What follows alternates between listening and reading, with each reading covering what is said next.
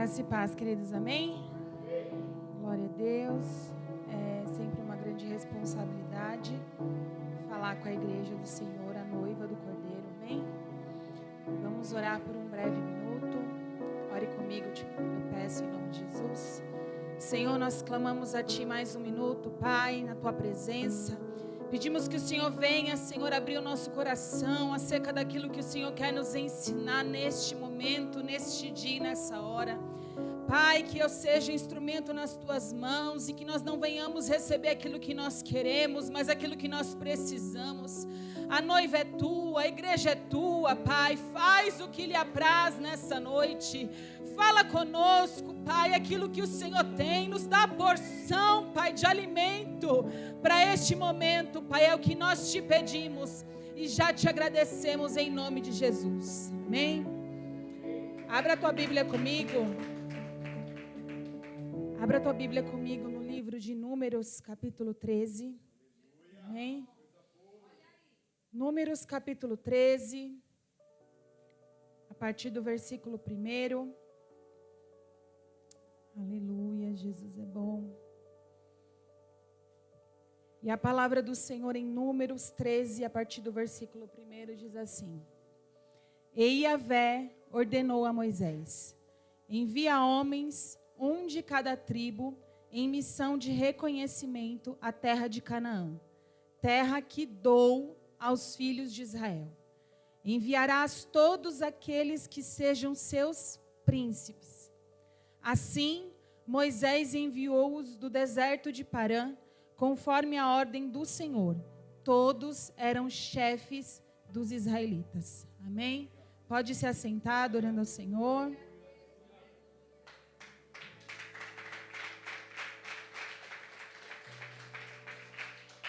Esse texto é um texto muito conhecido, essa passagem, essa história é uma história muito conhecida por nós.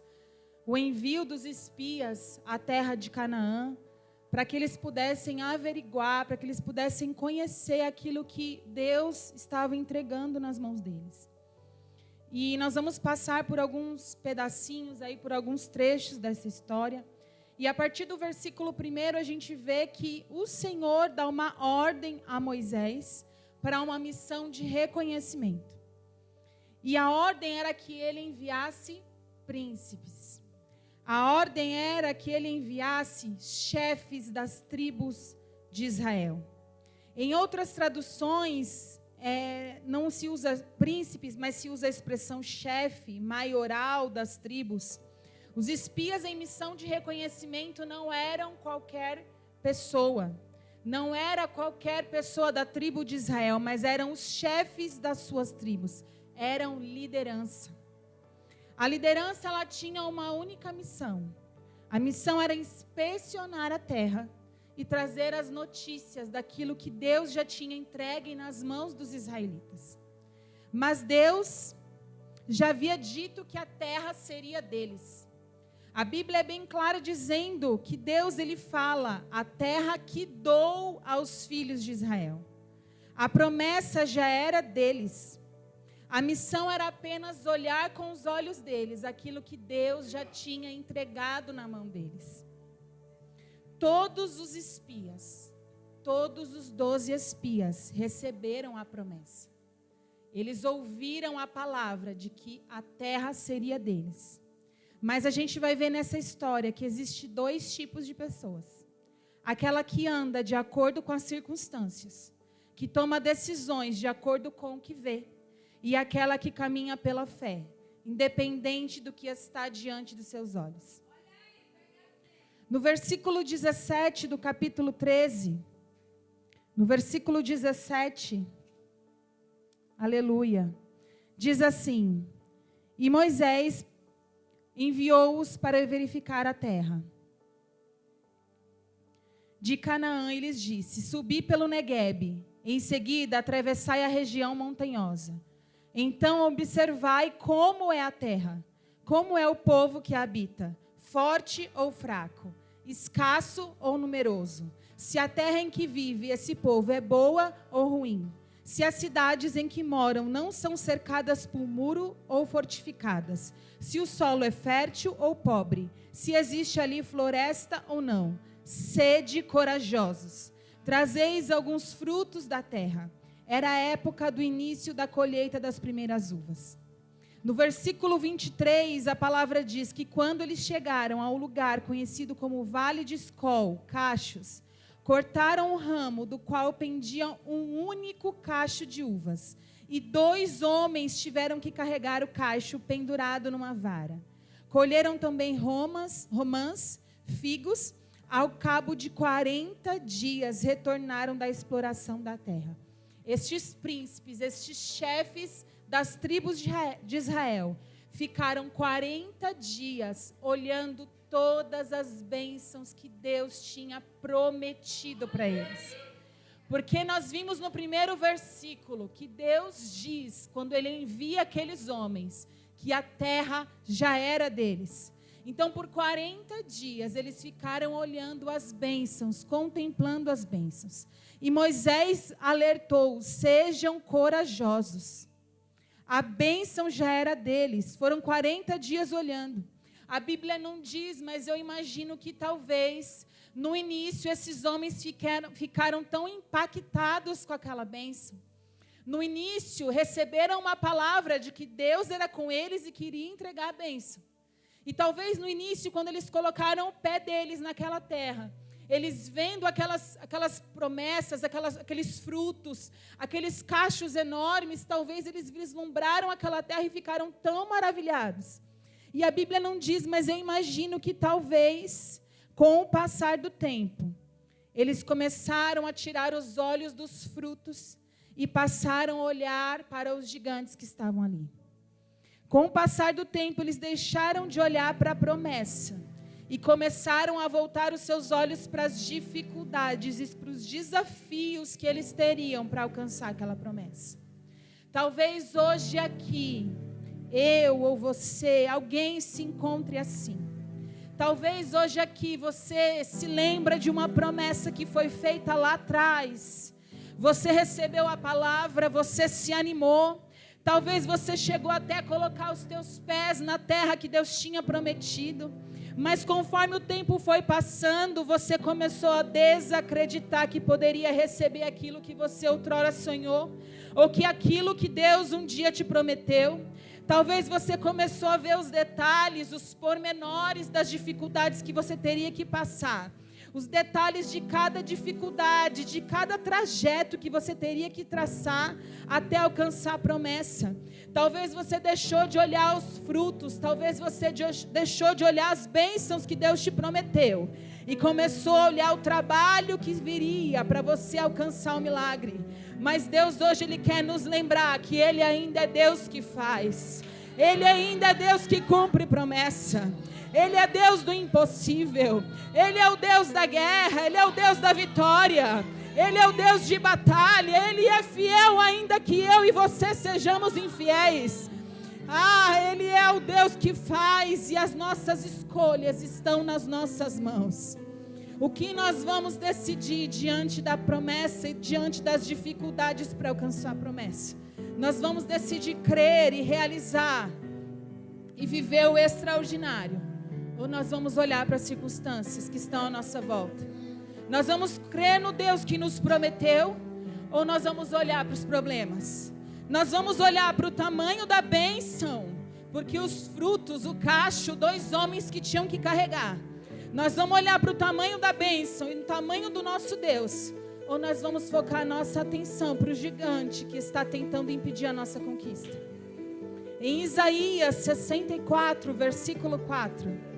Isaías 64, versículo 4 diz: porque desde a antiguidade não se ouviu, nem com o ouvido se percebeu, nem com os olhos se viu um Deus além de ti, que trabalhe para aqueles que nele esperam. No versículo 26 a história continua. Vieram a Moisés, Arão e toda a comunidade de Israel em Cádiz, no deserto de Parã, onde prestaram relatório a eles e a toda a congregação ali trazida da terra. e deram o seguinte depoimento a Moisés: fomos à terra a qual nos enviaste. Na verdade, é terra onde também emana leite e mel. Eis os seus produtos. Contudo, o povo que habita é poderoso. As cidades são fortificadas, muito grandes. Também vimos ali descendentes de Enac. Os frutos estavam diante deles. Eles falam: eis aqui os frutos. Mas eles estavam cegos pelo medo. Eles puderam ver as maravilhas, as bênçãos que Deus tinha prometido para eles.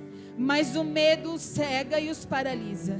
E os faz desistir de conquistar o que Deus já havia liberado. São príncipes, são autoridades de Israel, homens de guerra. Não são qualquer homens que foram enviados. São homens que viveram milagres junto do Senhor. São homens que viram maravilhas. Homens que viram o mar se abrir diante dos seus olhos.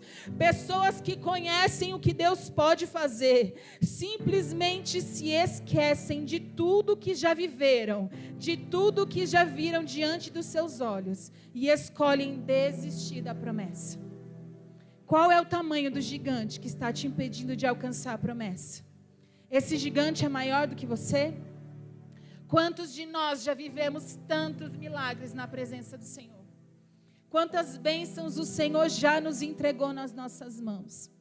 No versículo 30, então Caleb fez calar o povo reunido diante de Moisés. Subamos e herdemo-la. Disse ele: em verdade temos a capacidade de conquistar essa terra. Josué e Caleb, eles não olham para o desafio. Josué e Caleb, eles não se comparam com o gigante, mas compara o gigante com Deus que prometeu.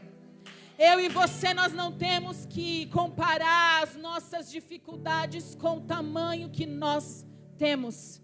Eu e você, nós não temos que comparar os nossos problemas, as nossas limitações, as nossas dificuldades com o tamanho que nós temos, com as nossas capacidades humanas de fazer e acontecer.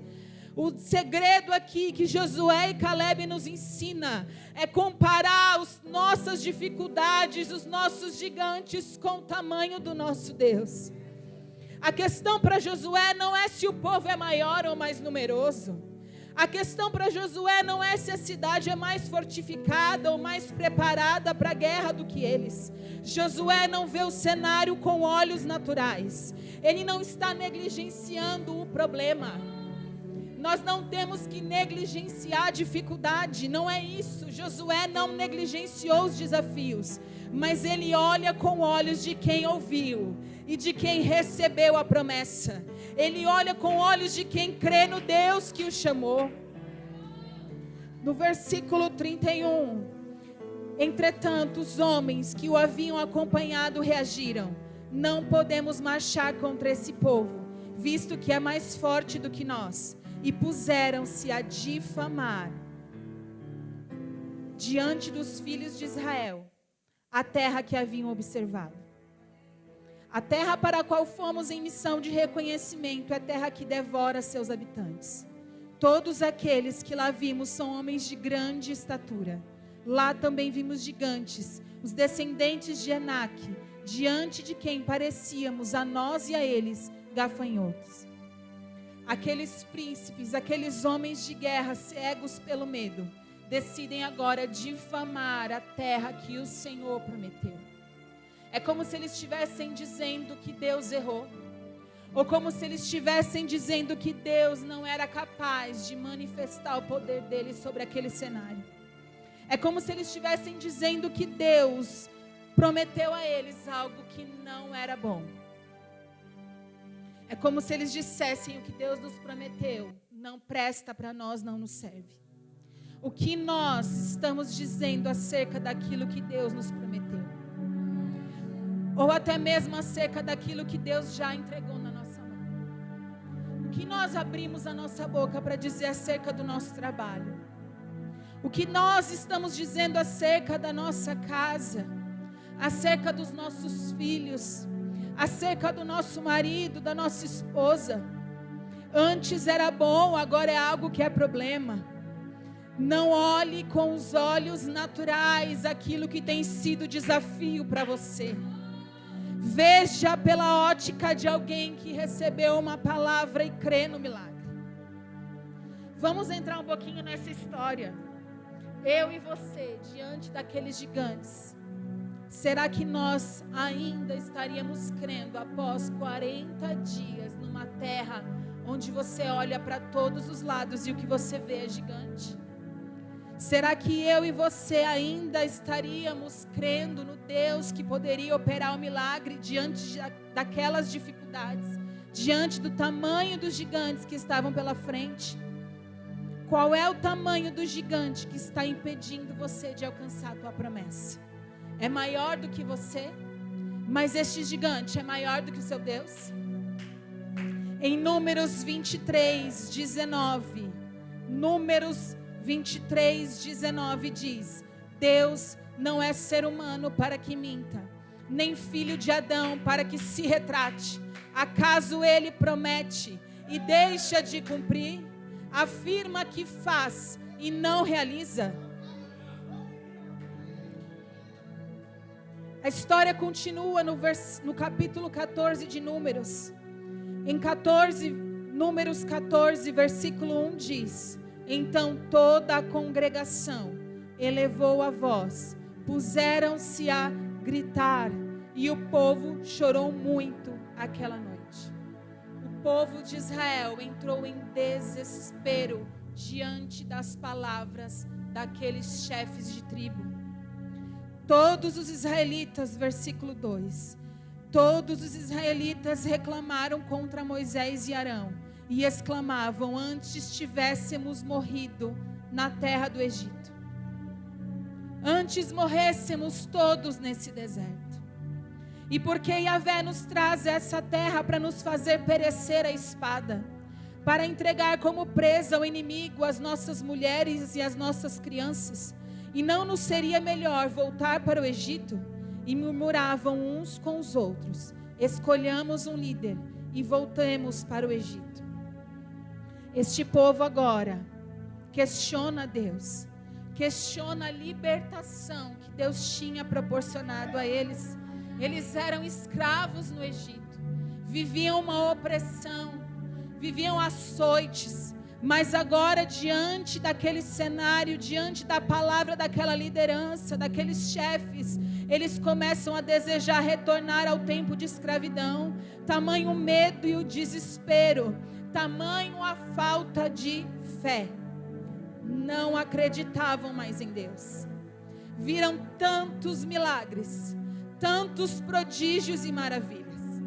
Se a gente for ver na Bíblia, a Bíblia diz que não houve nenhum outro profeta que fez coisas maiores do que Moisés.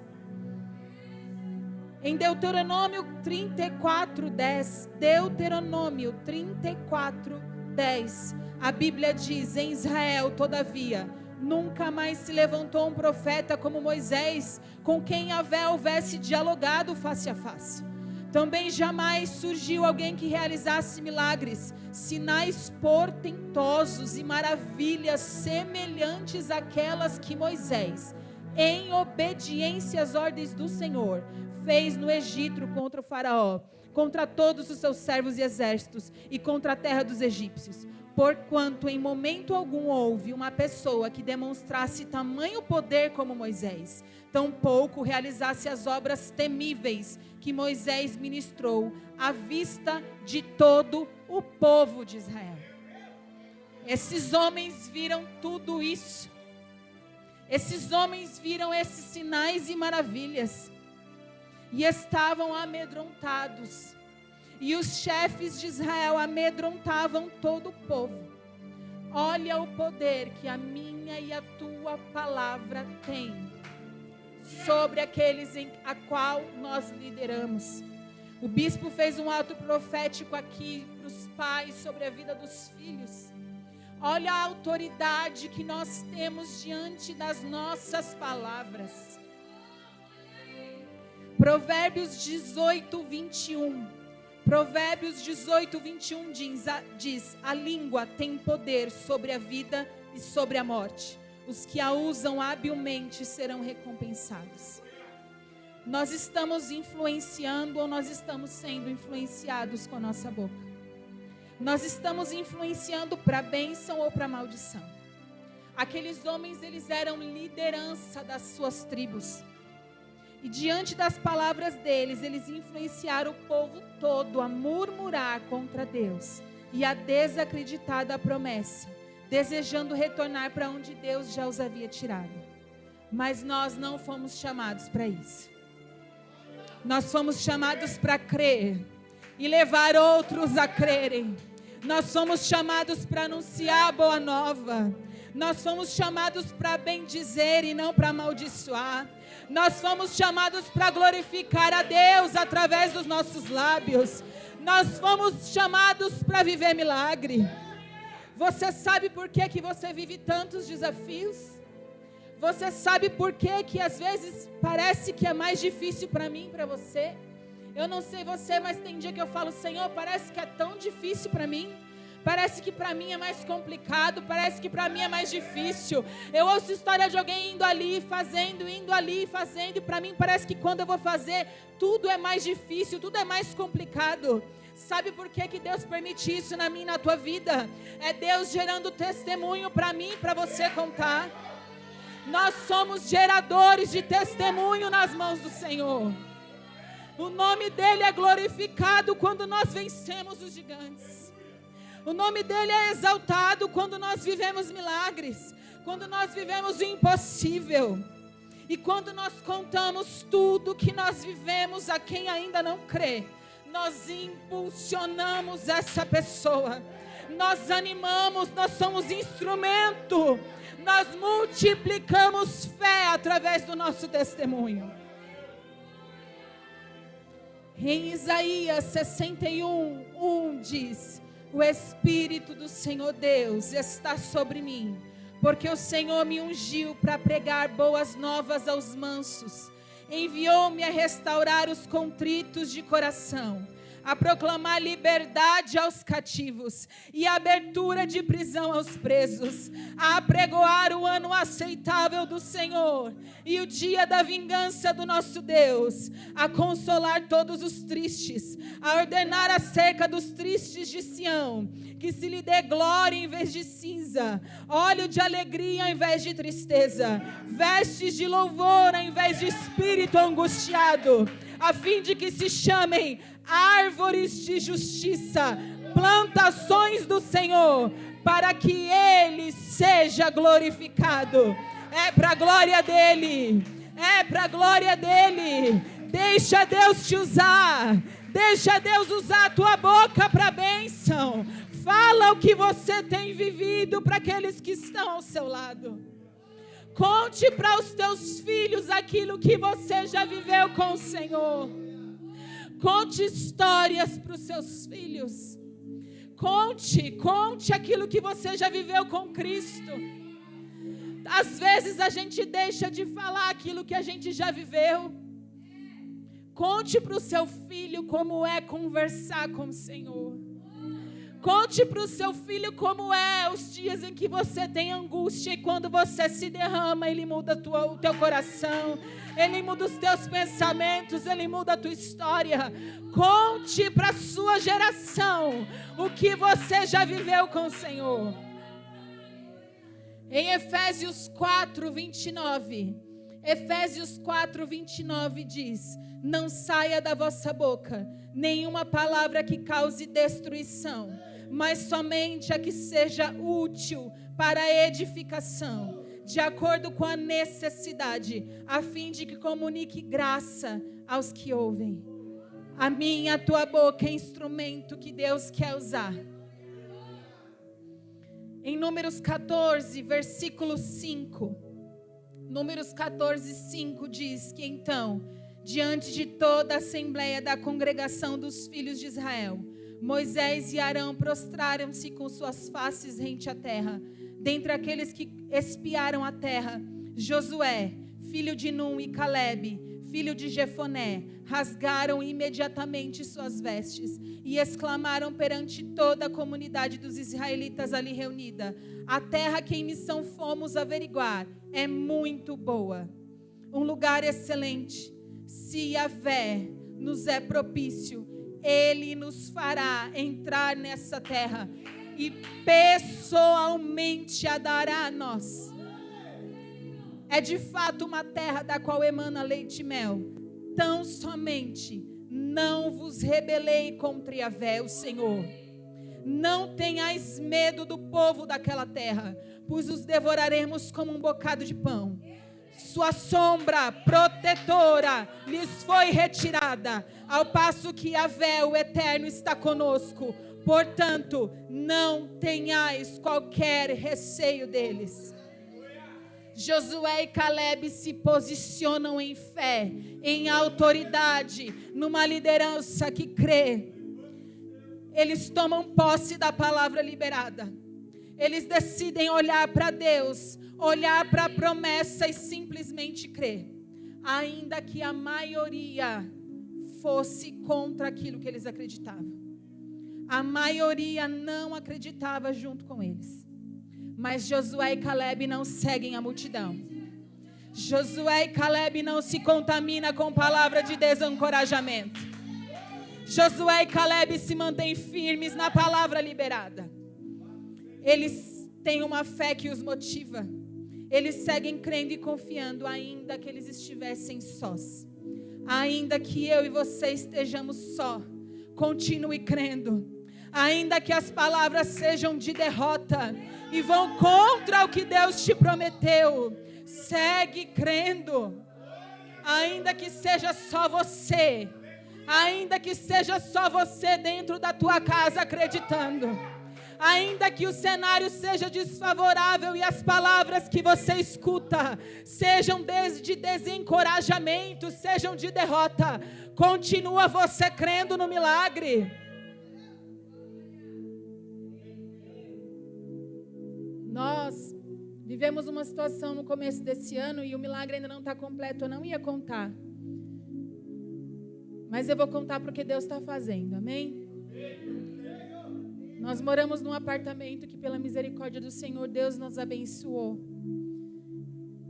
E nós somos muito gratos, porque eu já contei o testemunho aqui, nós vivemos algumas dificuldades, alguns desafios antes de conseguir a nossa casa própria. Não foi fácil.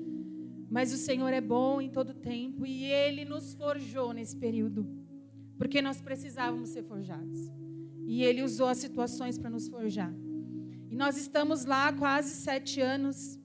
E desde o ano passado começou a acontecer algumas situações na nossa casa que é até estranho para as pessoas entenderem quando a gente fala, porque a gente mora em apartamento e quando chove muito entra água na nossa casa.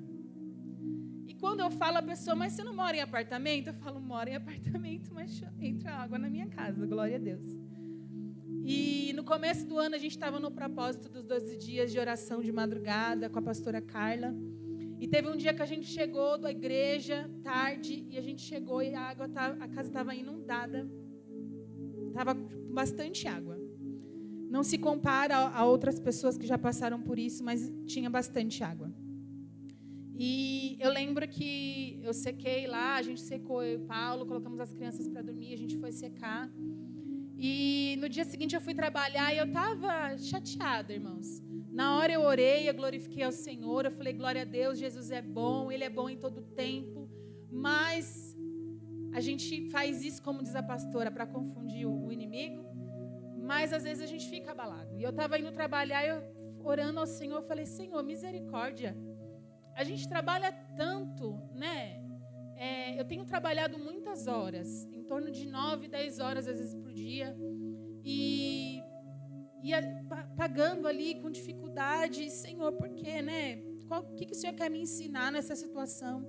E Deus me lembrou do seguro do apartamento. E eu acionei o seguro e fiquei ali na expectativa de receber o valor. E eu precisava fazer a vistoria do apartamento, porque eles não liberam, só porque você falou que entrou água na sua casa, ainda mais tratando de um apartamento que ninguém entende porque entra água, né? E eu fui conversar com a minha chefe para falar para ela, olha, eu preciso de um dia, porque a pessoa vai fazer a vistoria, e eu preciso estar lá para mostrar, e é no meio do dia, eu preciso trabalhar de casa nesse dia. E aí começou as palavras. Olha, mas você sabe que é difícil, né? Liberar seguro, assim, não é fácil, né? Olha, mas você sabe que geralmente o valor não é realmente o valor que você vai precisar para pagar, né? Olha, mais isso, mais aquilo. E eu comecei a orar, eu falei, Senhor, eu não sei que valor que é, eu não sei se vai dar ou se não vai dar, eu não sei se vão liberar, se não vão, mas está nas tuas mãos. E ali a gente começou a crer, eu e Paulo, a gente começou a orar e começar a crer naquilo que Deus poderia fazer. E para a honra e glória do Senhor, o dinheiro foi liberado. Independente das circunstâncias, independente do que falavam, Deus, Ele é especialista em fazer coisas extraordinárias. Deus é especialista no impossível. Então nós não podemos ouvir o que as pessoas dizem. A gente vai ouvir palavras de derrota. A gente vai ouvir palavras de desencorajamento e que talvez pelos nossos olhos naturais a gente vai pensar, realmente faz sentido o que a pessoa está falando. E o diabo, ele vai querer usar essas palavras para nos minar a nossa fé. E fazer a gente olhar para a circunstância, para o problema e não por aquilo que Deus pode fazer. Mas o Senhor, Ele quer abrir os nossos olhos e os nossos ouvidos para aquilo que Ele tem para nos ensinar. O texto continua com o povo querendo matar Josué e Calebe. O Senhor vem com a glória dele sobre a tenda e fala com Moisés.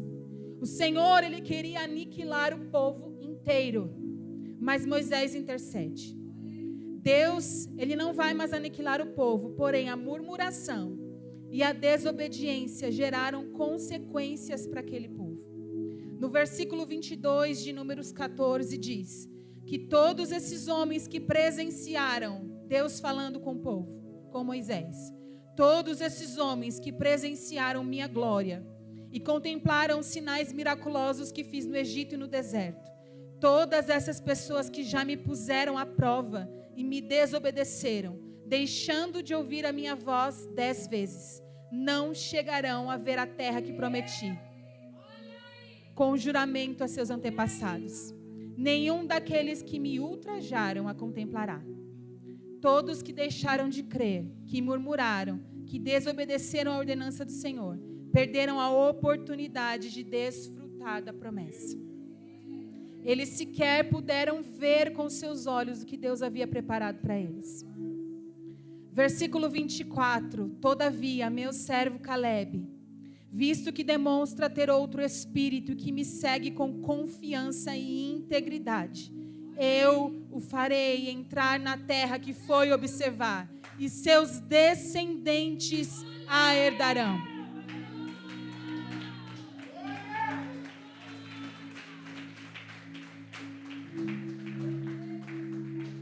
Calebe recebe a sua parte das terras conquistadas. E não só ele, a sua geração é abençoada por causa de um posicionamento que ele teve.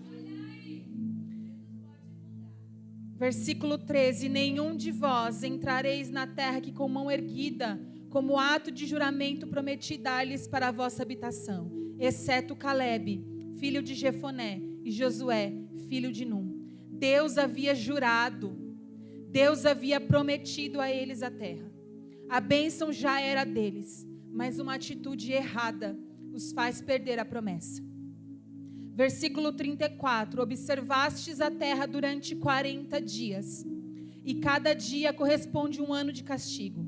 Por 40 anos sofrereis as consequências dos vossos pecados, e experimentareis as implicações do fato de me abandonardes.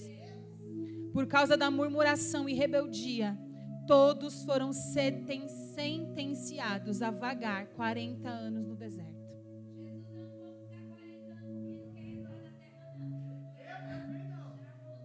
A murmuração atrasa a conquista. A murmuração faz a nossa conquista ficar mais distante de nós. No versículo 36 de Números 14, os homens enviados por Moisés em missão de reconhecimento daquela terra retornaram e mobilizaram toda a comunidade de Israel a murmurarem contra ele, ao espalharem um relatório amedrontador, desacreditando a posse da terra. tais homens, responsáveis por desencorajar a entrada do povo na terra, morreram subitamente de praga perante Yahvé. Aqueles líderes que motivaram para o mal não perderam somente a promessa, mas a própria vida. Em Lucas 12, 48, parte B, diz: a quem muito foi dado, muito será exigido. E a quem muito foi confiado, muito ainda mais será requerido. É uma palavra dura essa, mas é a realidade que Deus tem para nós. Eu tenho falado com Deus nesses últimos tempos, porque nós somos falhos, irmãos. E Deus ministra às vezes que eu erro, às vezes que eu falo, e eu falo: Senhor, tem misericórdia. E às vezes a gente fica olhando para outras pessoas, e eu falei: Senhor, o que eu tenho de diferente daqueles que não conhecem ainda a sua palavra? Eu não sou melhor. Nós não somos melhores, muito pelo contrário, porque se nós fazemos as coisas semelhantes a eles, nós somos ainda piores, porque nós conhecemos a palavra. E assim é, como diz a palavra em Lucas: quanto mais é dado a nós, mais nos será requerido. Quanto mais alimento nós recebemos do Senhor, mais responsabilidade nós geramos no reino dos céus, diante do trono do Senhor. Como nós temos influenciado, como nós temos nos posicionado quando as coisas não vão bem, o que temos dito acerca dos problemas que nos rodeiam. Nós fomos chamados para sacerdotes. Em Isaías 61:6, Isaías 61:6 diz, na parte A: contudo, sereis chamados sacerdotes de Yahvé, ministros do nosso Deus. Números 14:38. De todos os missionários incumbidos de observar a terra, somente Josué, filho de Num, e Calebe, filho de Jefoné, permaneceram vivos. Depois que eles receberam a promessa, o povo teve que ir conquistar a terra. Eles tiveram que fazer a sua parte, batalhar. Em Hebreus 11:1 diz: ora, a fé é a certeza de que haveremos de receber o que esperamos, e a prova daquilo que não podemos ver. Josué e Calebe andavam pela fé. As circunstâncias, os gigantes não mudaram a promessa liberada. Os desafios que estão diante de mim e de você não alteram a palavra, a bênção que já foi decretada sobre a minha e a tua vida. Os problemas que estão diante de mim e de você não mudam o tamanho do nosso Deus. Deus daria terra para eles. Deus só mandou eles para que eles pudessem contemplar a promessa e se alimentar de fé daquilo que eles iriam contemplar, daquilo que eles iriam ter nas suas mãos. Mas os outros espias escolheram encontrar motivos para não receberem o milagre. E o pior, disseminaram a descrença entre o povo, gerando murmuração. Quando nós temos uma palavra, não importa a circunstância, não importa o cenário que está diante de você, não importa o que somos diante dos homens. Talvez você olhe e pense: existem pessoas mais capacitadas do que eu para isso. Talvez você olhe e pense: tem pessoas mais estudadas do que eu para isso. Talvez você pense: eu não tenho a capacidade para fazer isso que Deus me prometeu. Talvez você olhe: imagina, nem meus pais estudaram, nem eu vou estudar. Talvez você olhe: ninguém na minha família fez uma graduação. Talvez você olhe: ninguém na minha família fala uma outra língua. Talvez você pense: ninguém da minha família pisou outro estado, pisou outro país ou outro continente. Mas o Senhor, Ele nos diz nessa noite que não importa o que os nossos olhos veem, não importa o que a nossa geração passou, não importa o que outros estão dizendo a meu e ao teu respeito. Se Deus já nos prometeu, assuma a postura de vencedor. Se Deus já prometeu para mim e para você, assuma a postura de quem já conquistou a terra. Josué e Calebe tinham postura de conquistadores. Eles olharam também com seus olhos os gigantes. Eles também ficaram 40 dias diante de gigantes. Imagina 40 dias olhando para o alto e se sentindo como gafanhoto. Mas Josué e Caleb se posicionaram como conquistadores, como vencedores, como desbravadores diante daquilo que Deus prometeu. Aleluia. Davi ainda não era rei, mas diante de Golias, sua postura foi de rei, de vencedor. Independente do tamanho de Davi diante de Golias, a questão não é o meu e o teu tamanho. A questão não é a minha e a tua capacidade. A questão não é a minha, o meu e o teu estudo. Não importa o meu e o teu tamanho, importa o tamanho do teu Deus.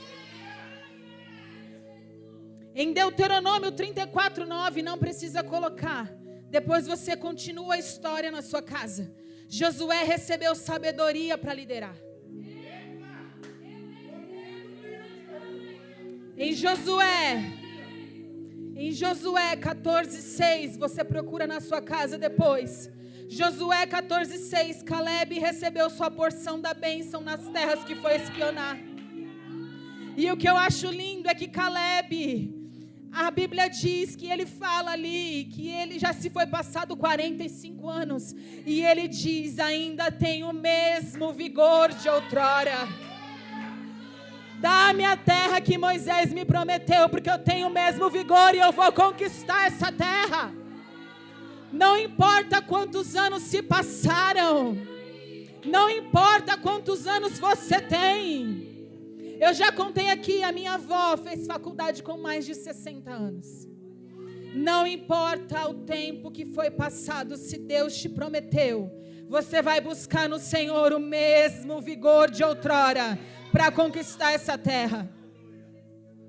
Josué também abriu águas para o povo passar em terra seca. Olha a bênção liberada sobre a vida de Josué diante de um posicionamento. Em Josué 3:7 nós podemos ver que Deus dá uma ordenança para ele, e ele passa junto com o povo, junto com a arca, junto com os sacerdotes em terra seca. Tomar posse da palavra, crer e obedecer nos faz ir além do que os nossos pensamentos podem imaginar, além do que Deus já havia liberado sobre ele. Quando nós tomamos posse da palavra, independente do cenário, nós glorificamos ao nosso Deus. Quando deixamos de crer no que já foi dito por Deus sobre nós, quando nos deparamos num cenário desfavorável, é como se nós disséssemos que o nosso Deus é pequeno demais para cumprir a promessa. Decida crer hoje. Decida hoje andar por fé. Decida obedecer ao que Deus já decretou sobre a tua vida. Decida ser um agente que dissemina a fé. Decida ser aquele que traz boas novas. Aquele que crê diante de um cenário desfavorável, onde tudo diz que não, onde tudo fala ao contrário. Você é aquele que se levanta como Josué e Caleb e fala: vamos conquistar a terra porque o Senhor é conosco. Seja hoje corajoso, não olhe para as circunstâncias, deixe de escutar as palavras contrárias, creia na promessa e no Deus que já te prometeu. Deixa hoje Deus exaltar o nome dEle sobre a tua vida. Deixa hoje Deus glorificar o nome dEle na sua história. Não tenha medo, seja corajoso, e você vai viver além do que você pode pensar, pedir ou imaginar. Que o Senhor nessa noite esteja sobre nós, nos dando a coragem, a autoridade e a ousadia de Josué e Caleb. Um posicionamento firme diante das circunstâncias. um posicionamento de alguém que não escuta palavras contrárias, um posicionamento de alguém que olha pela fé e não olha pelos olhos naturais, alguém que decide crer no Deus que prometeu e continuar firme na promessa que o Senhor liberou, em nome de Jesus. E eu agradeço a Deus pela minha oportunidade.